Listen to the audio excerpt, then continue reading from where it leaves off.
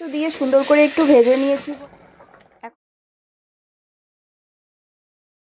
নমস্কার বন্ধুরা, দিশা কিচেনে সকলকে স্বাগত। আজকে কিন্তু দারুণ দারুণ দুটো রেসিপি নিয়ে তোমাদের সামনে হাজির হয়েছে। আজকে করব গাটি কচু দিয়ে রূপচাঁদ মাছের একটা তরকারি, আর করব রূপচাঁদ মাছের কালিয়া। আশা করি দুটো রেসিপি তোমাদের ভালো লাগবে।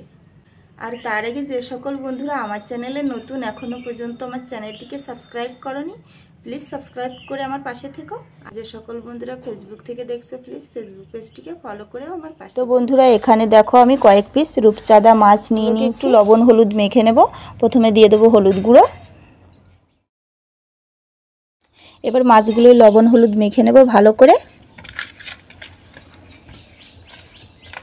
মাছগুলো কিন্তু লবণ হলুদ মেখে নিয়েছি। আর আমি এই সম্পূর্ণ মাছ দিয়ে একটা তরকারি করব না, দুটো তরকারি করে দেখাবো। তো মাছগুলোকে এবার ভেজে নিই। চলো বন্ধুরা, গ্যাস ধরিয়ে একটা কড়া বসিয়ে দিয়েছি। কড়াটা ভালো করে গরম করে নিতে হবে, তা না হলে মাছগুলো নিচে থেকে লেগে যাবে। তো কড়াটা কিন্তু সুন্দর করে আমি গরম করে নিয়েছি। এবার দিয়ে দেবো সর্ষের তেল। তেলটা দেখো গরম হয়ে গেছে। এবার আমি একটা একটা করে মাছের পিস তেলের মধ্যে ছাড়বো।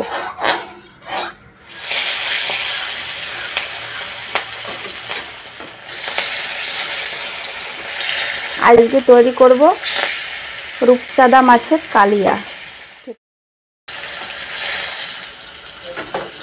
মাছগুলো প্রায় 1 পিঠ ভাজা হয়ে গেছে। এবার উল্টিয়ে দেব।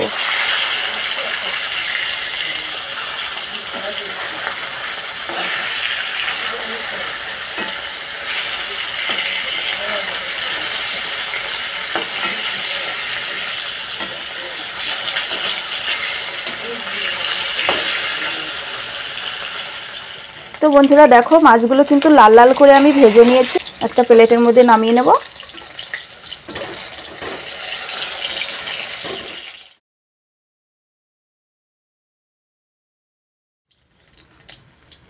এবার বাদ বাকি মাছগুলো কিন্তু একইভাবে আমি ভেজে নেব।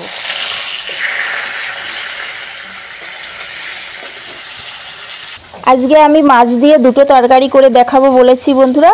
তো এখানে আমি গাটি কচুকে সেদ্ধ করে খোসা ছাড়িয়ে কেটে নিয়েছি।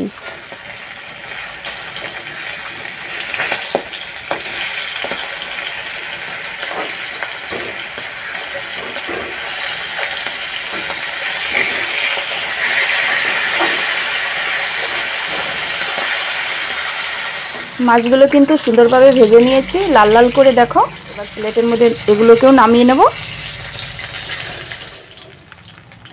এবার আমি মাছ ভাজা কড়ার মধ্যে দিয়ে দেব আর একটু সর্ষের তেল। ফোড়নে দিয়ে দেবো একটা তেজপাতা, গোটা জিরে ফোড়নটা একটু লাল লাল হয়ে গেছে। এখন দিয়ে দেবো একটা পেঁয়াজ বাটা, 1 চামচ রসুন বাটা, 1 চামচ কাঁচা লঙ্কা বাটা। এবার সব কিছু দিয়ে সুন্দর করে একটু কষিয়ে নেব। সুন্দর করে একটু কষিয়ে নিয়েছি। এবার আমি বাদবাকি মশলা দিয়ে দেবো। পরিমাণ মতো হলুদ গুঁড়ো, পরিমাণ মতো লবণ, কাশ্মীরি লাল লঙ্কার গুঁড়ো, 1 চামচ ভরে দিয়ে দেবো জিরের গুঁড়ো, আর দিয়ে দেবো ধনিয়া গুঁড়ো। এবার সব কিছু দিয়ে আর একটু নেড়ে চেড়ে নেব। সব কিছু দিয়ে সুন্দর করে একটু কষিয়ে নিয়েছি। আর চারিদিক দিয়ে দেখো বন্ধুরা তেল ছেড়ে এসেছে। এখন আমি দিয়ে দেবো পরিমাণ মতো ঝোল।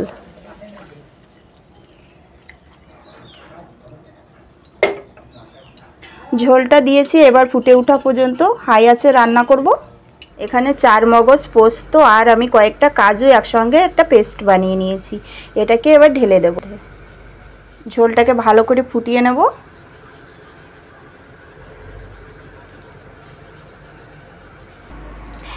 ঝোলটা সুন্দর করে ফুটে উঠেছে। এবার আমি ভেজে রাখা মাছগুলোকে ছেড়ে দেব ঝোলের মধ্যে।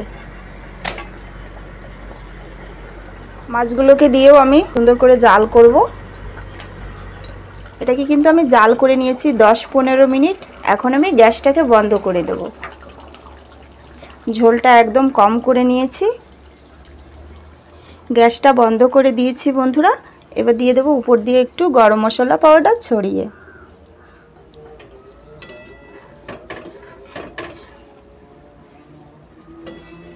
রূপচাঁদা মাছের কালিয়াটা তৈরি। তো এবার আমি এটাকে একটা প্লেটের মধ্যে ঢেলে নেব। একটা প্লেটের মধ্যে ঢেলে নিয়েছি তরকারিটা। দেখো বন্ধুরা, দেখতে কতটা সুন্দর হয়েছে, খেতেও কিন্তু দারুণ। এবার কচুর তরকারিটাও রান্না করে ফেলি। তো কড়া গরম হয়ে গেছে, দিয়ে দেবো সর্ষের তেল, ফোড়নে একটা তেজপাতা আর কয়েকটা রাঁধুনি আর তেজপাতা দিয়ে ফোড়নটা দিয়ে দিলাম। এখন দিয়ে দেবো 1 চামচ রসুন বাটা, 1 চামচ কাঁচা লঙ্কা বাটা। একটু ভালো করে একটু কষিয়ে নেব। হালকা একটু ভাজা ভাজা হয়ে গেছে। এখন দিয়ে দেবো পরিমাণ মতো হলুদ গুঁড়ো, পরিমাণ মতো লবণ,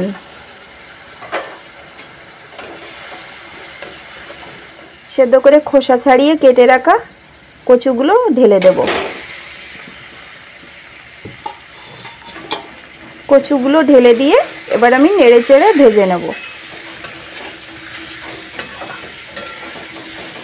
সব কিছু দিয়ে সুন্দর করে একটু ভেজে নিয়েছি বন্ধুরা। এবার পরিমাণ মতো ঝোল দেব।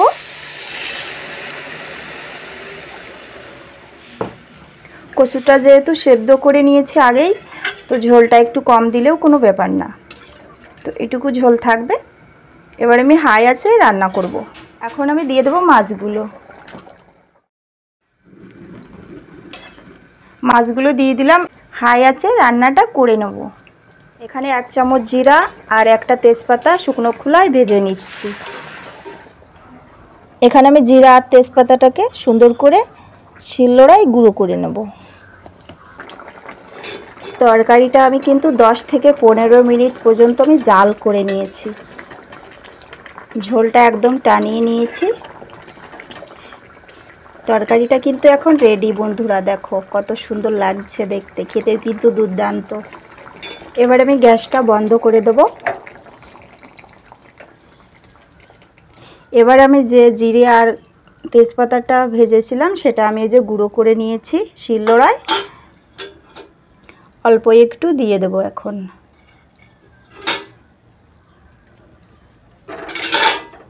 এই রান্নাটা কিন্তু অনেক পুরনো রান্না, আশা করি তোমাদের ভালো লাগবে।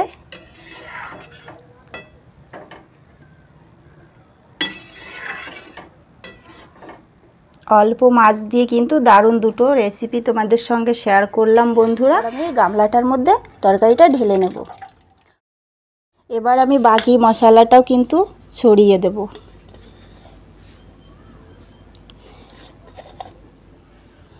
তো বন্ধুরা, আমার এই দুটো রেসিপি তোমাদের কেমন লেগেছে অবশ্যই কমেন্ট করে বলবে। আর যে সকল বন্ধুরা আমার চ্যানেলে নতুন, এখনও পর্যন্ত আমার চ্যানেলটিকে সাবস্ক্রাইব করোনি, প্লিজ সাবস্ক্রাইব করে নেবে। আর যে সকল বন্ধুরা ফেসবুক থেকে দেখছো, প্লিজ ফেসবুক পেজটিকে ফলো করে নেবে। তো বাই বাই বন্ধুরা, সকলে ভালো থেকো, সুস্থ থেকো, আবার দেখা হবে।